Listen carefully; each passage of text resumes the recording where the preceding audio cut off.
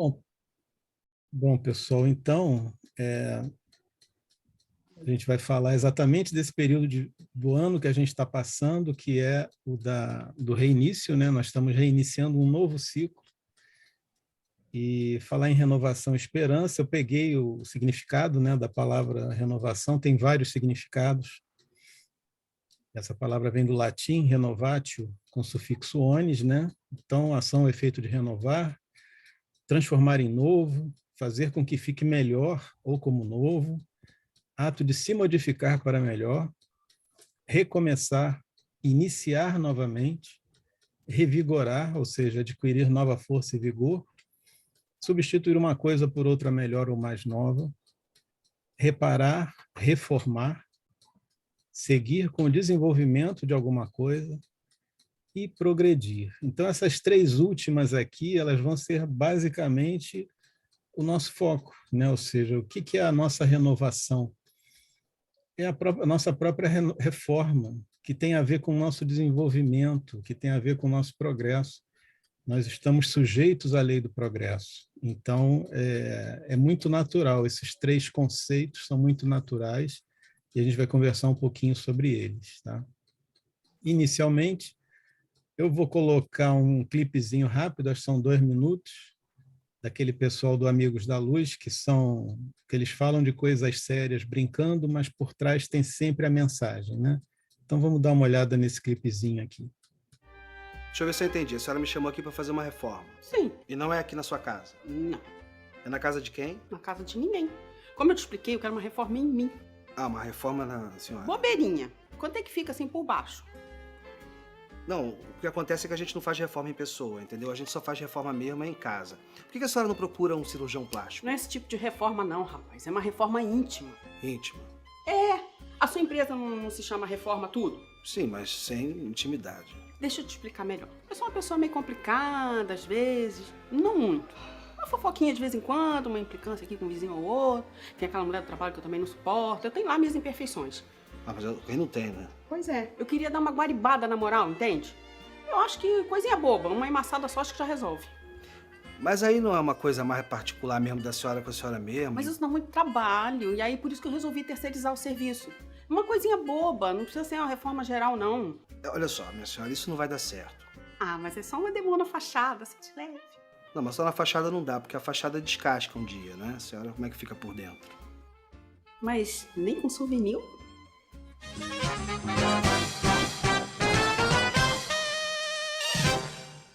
Boa tarde. Por um acaso o senhor tem uma lata de amor ao próximo? Ou um saquinho de paciência? Um galão de disciplina, pode até ser fosca. Não, a gente não trabalha com isso aqui, não. O senhor acha que se eu me inscrever, curtir, compartilhar aquele canal de humor espírita no YouTube, o senhor acha que resolve o meu problema? Acho que não, né? Tá. Obrigada. Nada.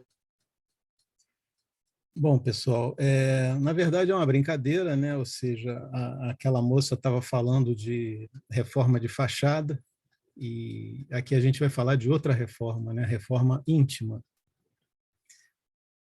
Eu peguei esse texto aqui do último reformador, né? O que saiu agora, é um texto da Marta, né? O finalzinho do texto dela, onde ela faz reflexões sobre o ano de 2021. E no finalzinho ela fala exatamente sobre isso, que o livro da natureza, né, ou seja, a natureza, ela nos mostra ciclos. O suceder das estações, né, as folhas nascendo, morrendo, né, florescendo. E nós estamos muito acostumados a esses ciclos na nossa natureza, na natureza que a gente conhece. Né? Então, isso é algo bastante natural para a gente e nós, de certa forma, nós estamos submetidos aos mesmos ciclos. Um outro ciclo que eu acho muito bonito, muito interessante, é o ciclo das borboletas, mais especificamente a monarca, né, que é uma borboleta bastante grande, desde que ela é lagarta até se transformar em crisálida e nascer como borboleta. Né? Também é um ciclo muito bonito. E uma coisa semelhante, quer dizer, a gente pode até falar em semelhança, né, a cicatrização automática dos tecidos do nosso corpo. Ou seja, quando a gente se machuca, ou quando a gente sofre uma intervenção cirúrgica e tal, a gente não tem que ficar pensando do corte, do machucado, ele se cicatrizado, ele se reconstitui. A gente não pensa isso, isso é um mecanismo automático do nosso espírito, né, já moldado há milênios e milênios e milênios, né? Ou seja, isso aí já é algo que o espírito faz automaticamente. Então, o corpo físico ele vai, de certa forma, tentar se manter de forma automática. Também lembrando que pode, eventualmente, devido a situações do próprio espírito, gerar, né, compromissos físicos em relação ao passado da pessoa. Mas a gente está falando aqui da cicatrização, da cura, né? Da mesma forma, a digestão, quando a gente se alimenta, a gente não tem que ficar pensando na digestão, o nosso corpo automaticamente ele vai e digere o alimento, né? Então são coisas, são ciclos, são situações que já estão bastante incorporados na nossa vida. O problema né, nós sempre vivemos, mas ultimamente com a pandemia, então, para complicar, né, nós estamos vivendo momentos bastante conturbados no planeta. De certa forma, isso ressaltou os problemas, né, do nosso planeta, né, do nosso querido planetinha, né, tão bonito, tão lindo, e que ainda sofre muito conosco, né, muito com as nossas ações. Então, a gente não precisa abrir um jornal, a gente não precisa ver uma televisão para a gente ter noção de situações de violência, de conflitos, e tudo derivado do quê? Do egoísmo, né? Do egoísmo, do orgulho, da indiferença, não da falta de amor, mas da falta da demonstração do amor, né? Que é diferente, porque eu acho que amor todos nós temos dentro de nós mesmos, mas muitas vezes a gente não consegue demonstrar esse amor. E esse cenário todo acaba causando na gente uma certa exaustão, né? Principalmente psicológica. A gente fica, caramba, né? Que coisa complicada. Será que a gente vai sair disso? Como é que a gente vai sair disso, né? A gente tem que sair disso melhor, né, gente? Tem que aprender com alguma coisa, né? Então, esse cansaço, essa indisposição, esse desânimo, essa descrença, né? Que, na verdade, se transforma em visão pessimista do mundo, a gente fica questionando, né, que a esperança, que era aquela que morre, será que ela morreu? O que aconteceu com a esperança, né? E aí vem Joana de Ângeles e faz uma análise do nosso comportamento nos dias de hoje e vai chegar à conclusão que nós parecemos anestesiados pelo sofrimento e parecemos que, às vezes, perdemos o rumo e a confiança num futuro melhor. O que ela nos diz? A sociedade está enferma, a sociedade é um grupo, né? E o grupo, a sociedade, ela influi no comportamento individual. Então, é esse desânimo que a gente sente quando a gente vê tanta notícia ruim, tanta situação difícil, né? Só que o indivíduo, ele é o componente da sociedade e ele interage com os outros, né? Nós interdependemos, né, entre nós, e a gente continuamente troca energia, né? Não nos esqueçamos que nós somos antenas, a gente transmite, a gente recebe. Nossos perispíritos, que são expansíveis, eles estão em contato com outras pessoas, né? E aí Joana conclui, olha, embora essas soluções devam ser dadas pelos grupos, ou seja, pela sociedade, vai ser no indivíduo, na pessoa, que devem ser trabalhadas esse ajustamento, né? Esse reequilíbrio, os valores éticos, né? Em benefício do quê? Da saúde emocional, psíquica e moral da pessoa. E aí sim, a pessoa estando recuperada, estando equilibrada, estando ajustada, ela vai contaminar, no bom sentido, a sociedade, né? Vai recuperar a saúde geral da sociedade e vai melhorar muito a vibração do planeta, né? Que hoje, realmente, ainda mais, como a gente já comentou, padece da pandemia, né? Que, graças a Deus, já está sendo pouco a pouco dominada, né? Ou seja, com a vacinação, a pandemia já está diminuindo. A gente pode ver isso pelos números diários de mortes, né? Caiu muito, caiu bastante. Se Deus quiser, vai continuar caindo. Então, gente, nesse panorama que muitas vezes nos parece sombrio, né? Muitas vezes deixa a gente desconcertado, né? E com essas trocas fluídicas que a gente sente, até de forma automática, né? A gente está sempre transmitindo, está sempre recebendo. a gente tem que ter uma certa urgência em melhorar a nossa vibração própria, a nossa emanação individual, para que a gente possa influenciar o nosso meio, né? Ou seja, deixar ele mais leve, mais ameno, mais digno, mais suave, né? Então, isso é um trabalho nosso.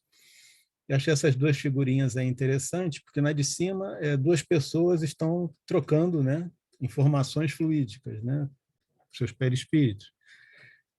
Aparentemente, duas pessoas que não se conhecem muito bem. E na de baixo, não. Tem um casal que já se conhece, aparentam estar em harmonia e já tem uma vibração bastante harmonizada entre eles. Inclusive, aparecem os centros de força, né, de cada um. Aliás, isso é interessante porque, não sei se vocês já devem ter percebido isso, quando a gente tem muita afinidade com uma pessoa, às vezes a gente está conversando sobre outros assuntos e tal, e de repente a gente pensa uma outra coisa e a pessoa se volta para a gente, né, que não tem nada a ver com aquele assunto que nós estamos falando, e a pessoa fala exatamente daquilo que a gente pensou, ou vice-versa, né? Então, houve um contato muito mais afim, né, muito mais bem sintonizado, e um percebeu o que o outro estava pensando. Vocês certamente já perceberam isso. Agora, aqui uma primeira impressão, né? Ou seja, por que nós estamos passando por isso? Nós estamos entrando na era de regeneração. Então, este é o momento da turbulência, este é o momento do agito, né, para saber como cada um responde, como cada um enxerga, como cada um se porta, né? A Terra é a nossa grande escola, né? Nossa grande escola, nosso grande hospital, nossa grande prisão. Então a gente precisa entender melhor como que a gente se porta no meio dessa turbulência. E a pandemia, a doença, ela está sendo útil nesse ponto. Ela está demonstrando exatamente como cada um se porta, não apenas em relação a si, mas em relação ao próximo. E a gente se lembra de Jesus, né, quando ele diz que toda a lei e o segundo mandamento era exatamente amar ao próximo como a ti mesmo. Então, se a gente quer bem para nós, a gente tem que querer bem para o próximo, né?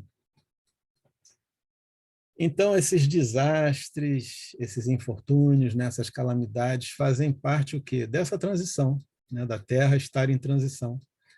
E nos dão uma grande oportunidade. Que grande oportunidade é essa? Servir, aprender, né? E aprendendo a gente se torna mais forte, a gente consegue viver numa cooperação melhor, numa cooperação maior, a gente consegue perceber melhor o bem e o mal, a sombra e a luz, a gente consegue apurar os nossos valores morais, né? E ter um equilíbrio melhor para superar esses desafios, também adquire sabedoria para viver nesse contexto. Então, essas são as asas do anjo, né? Sabedoria e amor. Então, nós estamos exatamente aprendendo isso. A gente, nesse momento, a gente tem uma oportunidade maravilhosa de aprender isso, de crescer nesse sentido, né? Deus está nos dando essa oportunidade. E aí eu peguei uma mensagem psicofônica do grupo espírita Irmãos Glacos, né, lá de Belo Horizonte, de Minas, né, que foi dada em 16 de junho de 2019, da Meimei, e ela nos traz importantes diretrizes, né, para a gente pensar no nosso comportamento quando surgem essas dificuldades ou qualquer outra dificuldade. O que a Meimei nos diz? Mantenhamos a calma, a paciência em Jesus por meio da prece, do esforço para nos tornarmos uma pessoa melhor a cada dia. Então, o nosso esforço é esse, nos tornarmos uma pessoa melhor a cada dia. Ah, vou dar grandes saltos? Não, mas eu vou um passo atrás do outro. A gente tem que ir um passo atrás do outro, porque essa é a nossa natureza. Desenvolvamos mais tolerância com o nosso próximo, principalmente quando não concordarmos com a sua opinião. Isso quer dizer, ou seja, normalmente a nossa opinião é a que vale, né? Então a do próximo não vale. Então, vamos falar um pouquinho melhor sobre isso mais um pouco adiante, mas tolerância. Tolerância com a opinião discordante, né? Isso a gente tem que desenvolver também. Como que a gente vai lidar com isso? Daqui a pouco eu falo. o silêncio evita muitos conflitos. Me lembro, não sei se foi o Chico agora, não estou lembrando quem, foi alguém bastante evoluído que disse, olha, quando alguma coisa te incomodar e você quiser responder, enche a boca com água. Né? Mas como assim enche a boca com água? Porque aí você está com a boca cheia d'água, você não consegue falar. Né? Então, quando você está com a boca cheia d'água, você vai pensando. Depois que você beber a água, aí você já pensou um pouquinho, aí você segue adiante. Né? Respeito sempre. Respeito é imprescindível. Né? Não existe humanidade, não existe civilidade se não houver respeito. E a Meimei termina nos lembrando Santo Agostinho, né? Nos exortando a não nos preocuparmos tanto com os erros dos outros, mas principalmente com os nossos erros. E lembra a autoanálise de Santo Agostinho, quando ele chegava ao final do dia e dizia, olha, o que eu fiz de bom? Né? O que eu poderia ter feito de melhor? O que eu errei? Como é que eu conserto o que eu errei? Como é que eu faço? O que eu posso ser melhor, né, nessa minha atuação de hoje? Então, é a autoanálise, né? Ou seja, isso é algo que nós podemos fazer a cada dia que a gente vive. E falando nisso, né, da questão da autoanálise, né, da questão do respeito, da questão da opinião do outro, né, Emmanuel nos exorta a termos serenidade. Só que ele diz o seguinte, a serenidade do cristão não é uma atitude inoperante. Por quê? Porque, na verdade, ele está melhorando, né, continuadamente pessoas, coisas e situações. Então, não quer dizer que a gente vá ter que concordar com aqueles que têm uma opinião diferente da gente, né, da nossa. Mas a gente, com serenidade, a gente pode conversar, a gente pode debater, a gente pode colocar nossas ideias, esperar que o outro coloque as ideias dele e chegar a um senso comum, a um consenso comum, se for o caso. Se um dos dois disser, não, eu tenho a razão e por mais que você me prove, você me diga, você me mostre, eu não aceito, então tudo bem. Então, não, é uma possibilidade dele, ele tem esse direito. Mas aí deixou de ser diálogo e passou a ser monólogo. Né? Então, ele diz que devemos, exatamente com essa serenidade, resguardar nosso pensamento.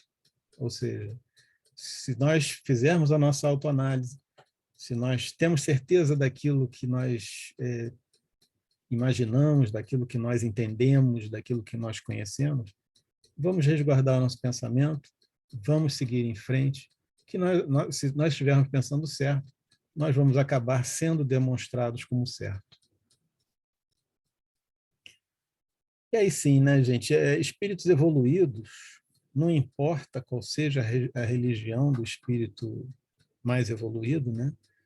Eles não pensam neles mesmos. Na verdade, eles pensam e eles agem pelo bem de todos. Eles encaram a humanidade como uma grande família. E é assim que eles agem, é assim que eles pensam. Né? Então, por isso, nos disse Jesus, todo aquele que faz a vontade de Deus é meu irmão, minha irmã e minha mãe. Ou seja, esse está comigo, esse é o meu irmão. Né? Essa é a pessoa que já entendeu, que já está a caminho comigo. Né? Ou seja, não está pensando nele, está pensando no outro. Está pensando no bem do outro. E, claro, né, a conquista de bens terrenos faz parte do progresso da humanidade. Então, não há vergonha da pessoa querer algo melhor. Ah, quero uma casinha melhor, quero um carro melhor, né? Quero fazer uma viagem, quero juntar um dinheirinho para gastar de uma certa maneira. Está ótimo, maravilhoso. Né? Evidentemente, nada disso no sentido de prejudicar alguém, outra pessoa, ou maltratar alguém, né, outra pessoa, não. Então, não tem problema nenhum, está certíssimo. Né? Só que a gente tem que se lembrar também que a nossa passagem no plano material ela é curta em relação a nós espíritos, né, que somos imortais, é uma passagem curta. Então, a gente tem que pensar também nos bens imateriais, né? Ou seja, as nossas virtudes, as virtudes que nós vamos levar conosco, que esses sim são aqueles que Jesus nos disse que são que a traça não corrói e os ladrões não roubam. Esses são os nossos bens imateriais, são aqueles que não estão sujeitos à matéria, estão sujeitos à nossa essência. Certamente, né, hoje em dia, grande parte dos problemas espirituais que nos assolam, eles só vão ser superados definitivamente pelo nosso esforço constante na autoeducação, e não só na autoeducação, mas na permanente prática da orientação que Jesus nos trouxe no Evangelho. O Evangelho que é o quê? Um código moral. Ou seja, na verdade, Jesus não trouxe uma religião, Jesus trouxe um código moral. O ser humano, a partir dele, criou religiões, mas o que Jesus nos traz é exatamente isso, o melhor código moral que nós poderíamos ter. Então, são duas coisas, né? Ou seja, autoeducação e orientação moral. Essas são as duas coisas. Estamos na Terra exatamente para isso, para aprender e progredir espiritualmente. Então, cabe somente a nós somente, a mais ninguém, a conquista do quê? Dos tesouros que a traça não come, né? Pois uma vez que a gente retorne ao plano espiritual, o que a gente vai levar conosco? Os nossos valores, positivos ou negativos, mas aqueles que estão gravados em nosso espírito. Então, a gente tem que se esforçar para quê? Para ter mais coisas positivas do que negativas, né? A gente tem que se livrar das coisas negativas e somar nas coisas positivas. Jesus nos disse também duas outras coisas que estão muito ligadas a isso. Ele diz o seguinte: ninguém coloca remendo de pano novo em roupa velha, porque semelhante remendo rompe a veste e faz-se maior o rasgo. Ele complementou: nem se bota vinho novo em odres velhos. Aliás, rompem-se os odres, entorna-se o vinho, e os odres estragam-se. Mas bota-se vinho novo em odres novos, e assim ambos se conservam. Odre é aquele recipiente feito de pele de animal, né? Geralmente é cabra. Eu acho que ainda é usado muito na Espanha, né? Ou seja, os espanhóis ainda muitas vezes servem vinho em odres, né? O que Jesus está querendo dizer com isso? Botar remendo em roupa velha, que vai ser ruim, e colocar vinho novo em odre velho, que também vai ser ruim porque vai estragar o vinho. Ele diz que a gente não pode se acomodar com meios termos. Que meios termos são esses? Ou a gente luta realmente para nos renovarmos internamente, para fazer a nossa reforma íntima, ou se a gente vai começar a colocar de condições, assim, Senhor, hoje não vai dar, porque eu tenho um compromisso agora às 5 da tarde, não vou poder não, tá? Mas semana que vem eu volto. Não, a nossa luta é permanente, a gente está o tempo todo tendo oportunidades, né? Basta a gente sair na rua que a gente vê que tem oportunidades diárias de mostrar o que a gente aprendeu, né? De ter empatia, né? De olhar o outro, de perceber ou não a dificuldade do outro, de perceber que muitos de nós somos muito ajudados, né? Acho que todos nós que estamos aqui somos muito ajudados em nossas vidas, né? A gente vê irmãos nossos em situações muito difíceis.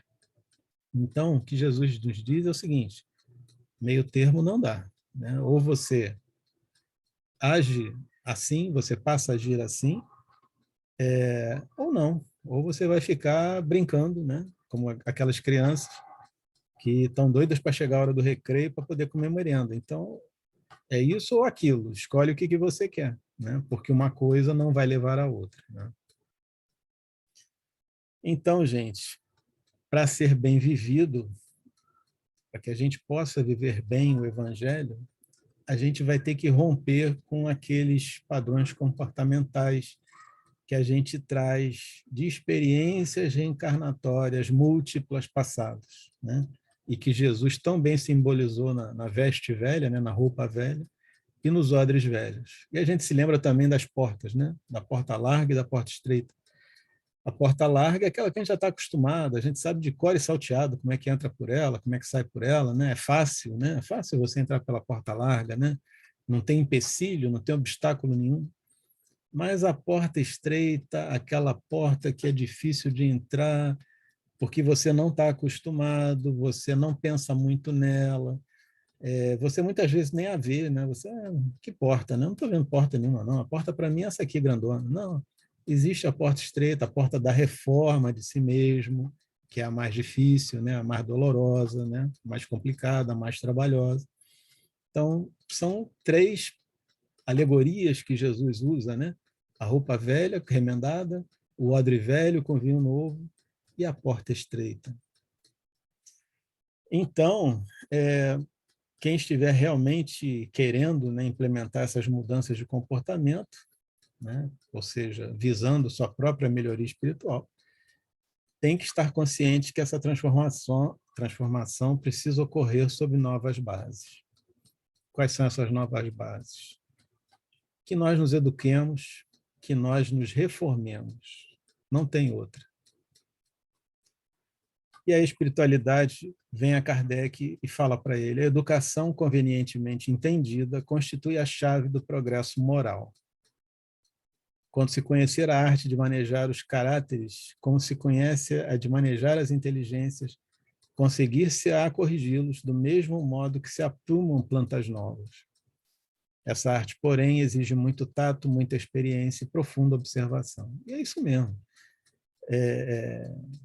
Já teve um sábio da antiguidade que falou, né? Eduque-se os meninos e não será preciso punir os homens. Né? É isso que a espiritualidade está falando. No dia que a gente conseguir manejar o caráter como a gente consegue manejar a inteligência, a humanidade vai estar em outro nível, vai estar em outra vivência, possivelmente já num mundo de regeneração. E aí eu trouxe para vocês algo que eu não conhecia, né? Foi na pesquisa, né?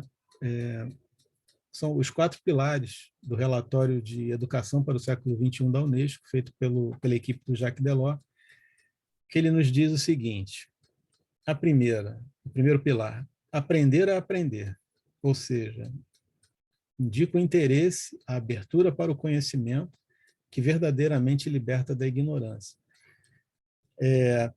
Tem escolas em alguns países da Escandinávia que já estão voltados para esse tipo de educação, né? Ou seja, não é pegar uma fórmula, dizer para que ela serve e fazer a pessoa usar, né? Isso aí seria um que se chama hoje de adestramento. Que fórmula eu preciso para fazer determinada coisa? Essa aqui. Então, eu vou pegar essa fórmula. Tá. Então, a pessoa está adestrada. Não. Eles querem que a pessoa tenha interesse, né? Ou seja, que queira entender o que acontece, que queira desenvolver o raciocínio, né? Aquele que verdadeiramente liberta da ignorância.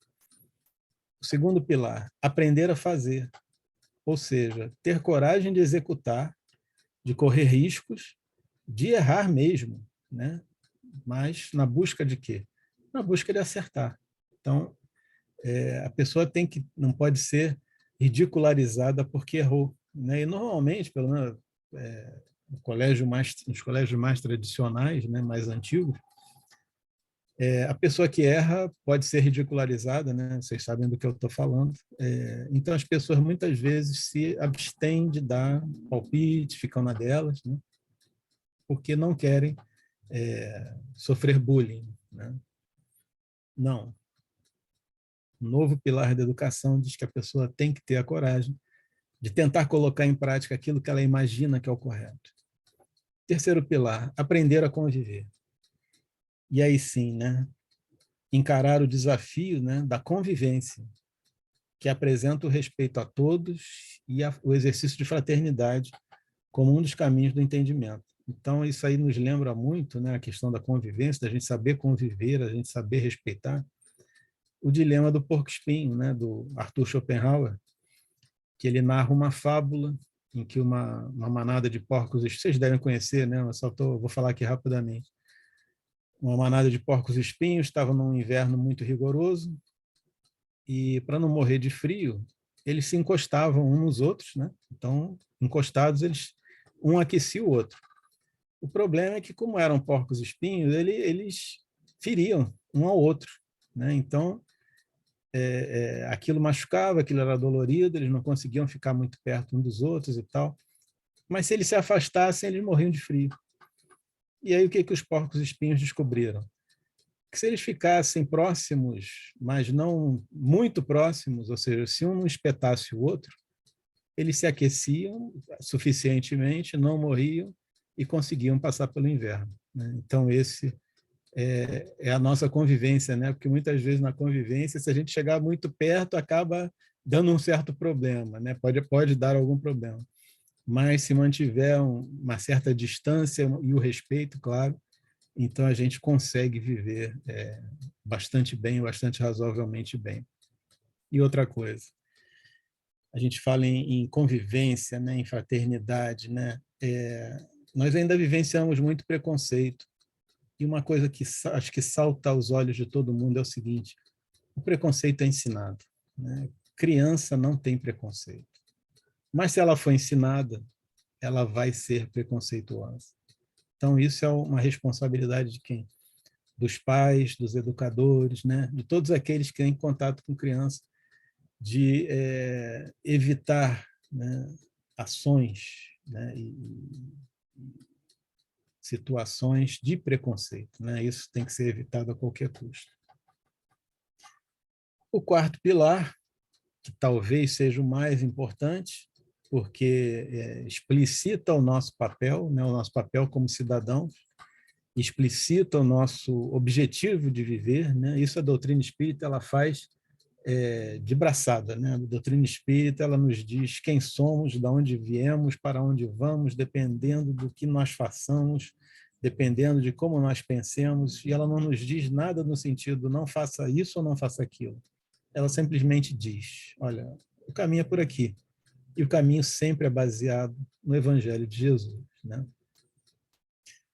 E aí eu me lembrei, né, eu estava montando aqui a apresentação, me lembrei de um filme que daqui a pouco vai ser centenário, que se chama Felicidade Não Se Compra, com o James Stewart. E é muito bacana, porque nesse filme ele faz o papel de um cara que está falido e ele pensa em se matar. Só que ele pensa em se matar de um jeito que vai parecer acidente e a esposa dele vai receber o dinheiro do seguro. Então vai quitar todas as dívidas, ela vai ficar bem.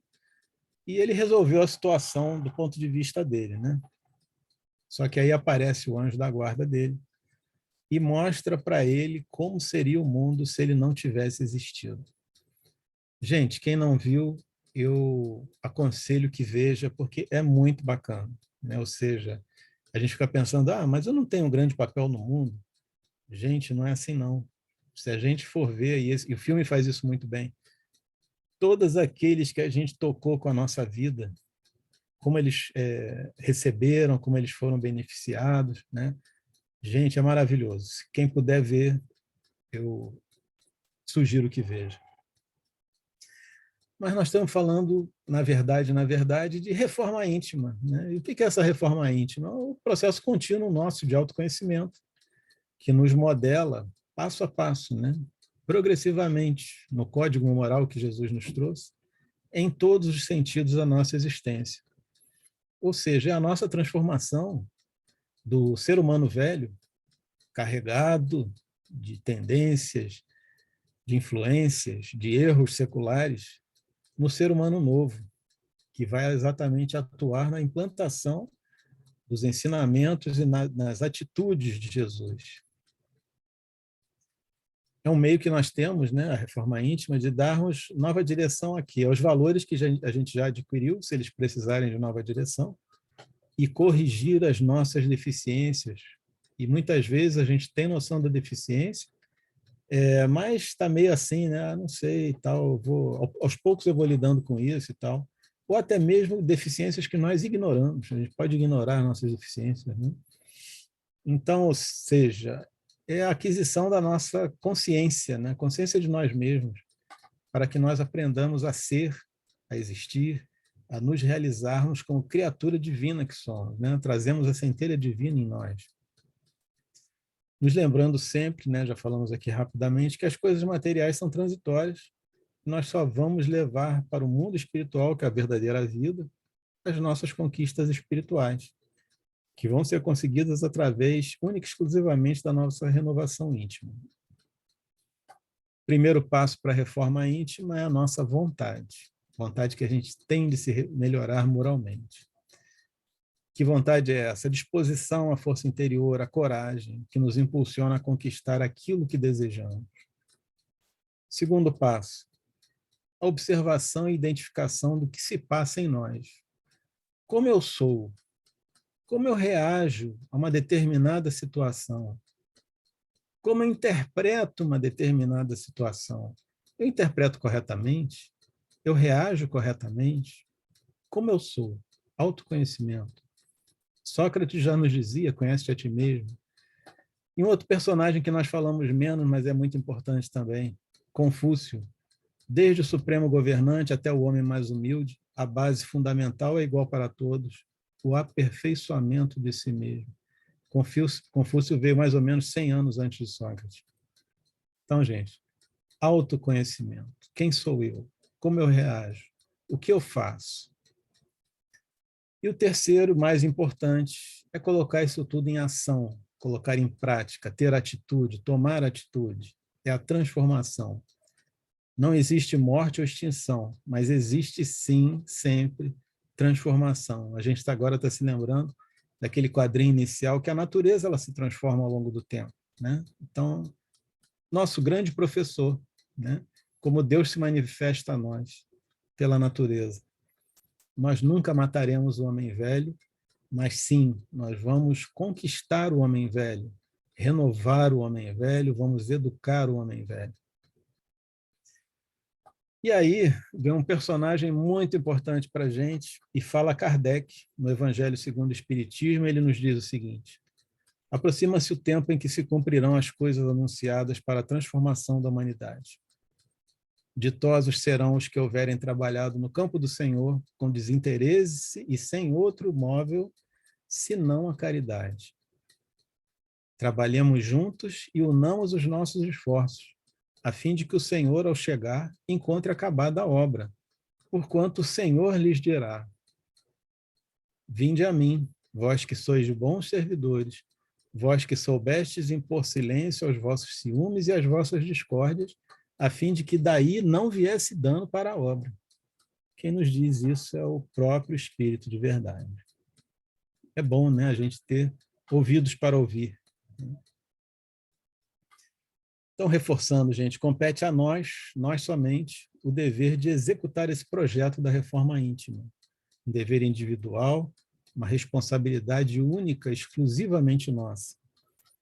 Lembrando, né, fomos criados por Deus para sermos felizes. E vamos nos tornar um dia cooperadores na criação divina, como Jesus o é. Né? E ele mesmo nos disse: sois deuses. Tudo que faço podereis fazer e até muito mais. E a escolha é sempre nossa. Qual vai ser o nosso passo? Vamos andar mais rápido? Vamos andar devagar? Vamos ficar parados?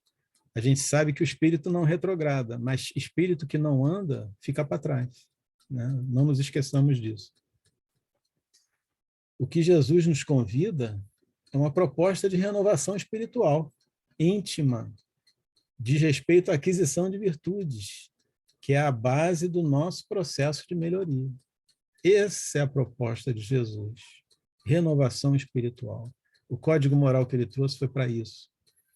E a doutrina espírita, que revive o cristianismo em toda a sua pureza, nos dá de graça os recursos preciosos que nós precisamos para essa luta constante que a gente tem com a superação dos nossos obstáculos interiores e exteriores, com vistas exatamente a essa renovação espiritual que a gente ainda precisa.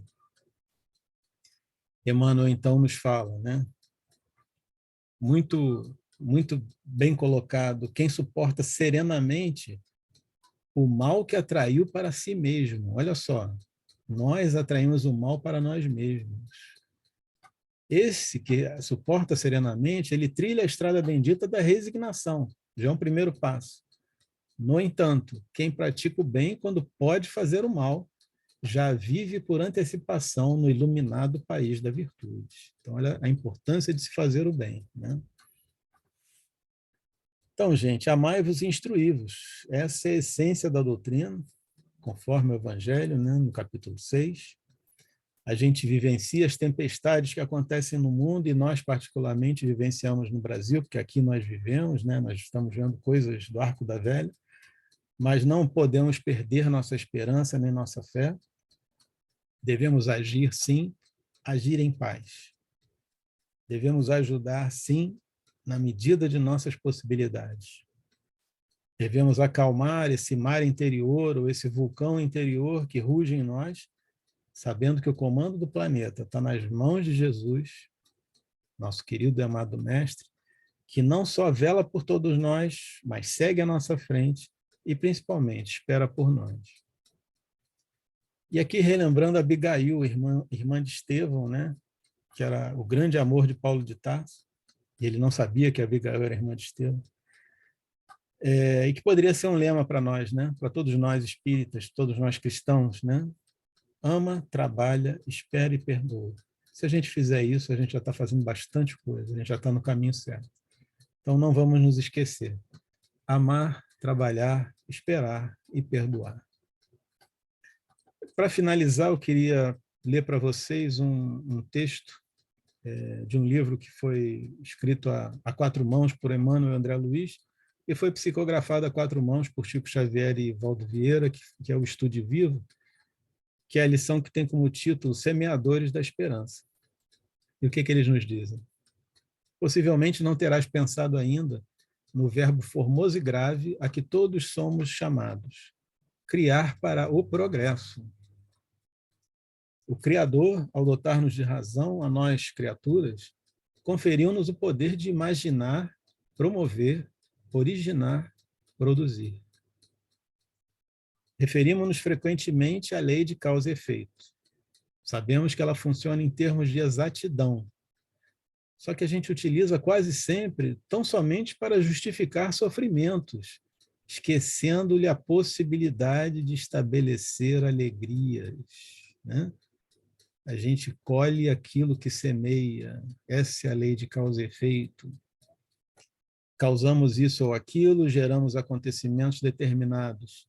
Experimentamos essa força que nos é peculiar na formação de circunstâncias favoráveis aos homens. Antes do comboio a vapor, a eletricidade já existia. Os transportes arrastavam-se pela tração, mas foi preciso que alguém desejasse criar na Terra a locomotiva, que se converteu a pouco e pouco no trem elétrico, a fim de que a civilização aprimorasse os sistemas de condução que prosseguem para mais altas expressões evolutivas. O firmamento era vasculhado pelos olhos humanos há milênios, mas foi necessário que um astrônomo inventasse lentes para que os povos recolhessem as preciosas informações do universo que já havia antes deles. O princípio é idêntico para a vida moral. Precisamos hoje e em toda parte dos criadores de harmonia doméstica e social, dos desenhistas de pensamentos certos, dos escultores de boas obras. O tempo nos ensinará a entender a necessidade básica de se criarem condições para o entendimento mútuo, como já se estabeleceram normas para o trânsito fácil do automóvel. Inventa em tua existência soluções de conforto, suscita motivos de paz, traça diretrizes de melhoria, faz o que ainda não foi aproveitado na realização da riqueza íntima de todos.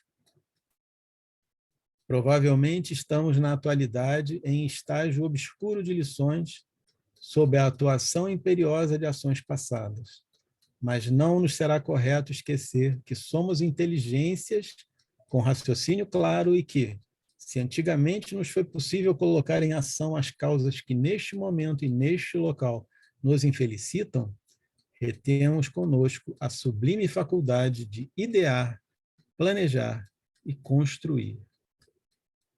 Hajamos na construtividade de Jesus.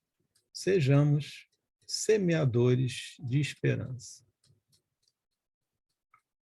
Meus queridos amigos e irmãos, eu encerro aqui. Eu queria aproveitar para desejar a todos um ano novo de muita paz, de muito amor, de muito trabalho, de muita perdão e de muita espera. Um grande beijo a todos, já com muita saudade, até porque nós já tivemos 2 reuniões piloto de reunião mediúnica no centro, e é uma saudade imensa, é uma saudade muito difícil da gente lidar, né? Se a gente olhar para trás nesses quase 2 anos. Um grande beijo a todos, muito boa tarde a todos.